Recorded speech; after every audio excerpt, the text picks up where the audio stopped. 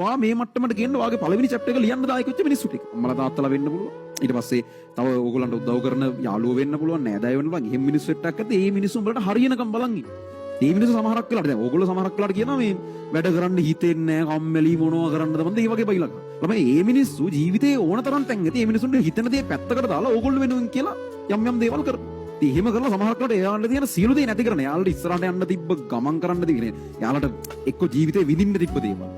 අර ඒ ඔක්කොම නැති කරන සල්ලි ටික ඔක්කොම වලට වියදම් කරගෙන ඇති. එහෙම නැත්නම් මේ මිනිස්සුන්ට තව ඉස්සරහට යන්න තිබුණ වෘත්තීය මට්ටමින් එහෙම. සමහරක් අය ඒක එහෙම යන්න තුන අතර කරලා උඹල වෙනුවෙන් අතර වෙලා ඉන්නේ. හරි.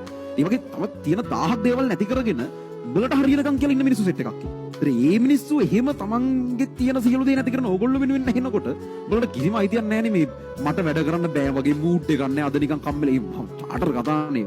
හරිම සෞතු කතන්දර. එහෙම කොහොමද මේ ලේසියෙන් මේක අතාරින්න ඕගොල්ලෝ? මාර අවුල්නේ ඒක. එහෙම කරන්න බෑ.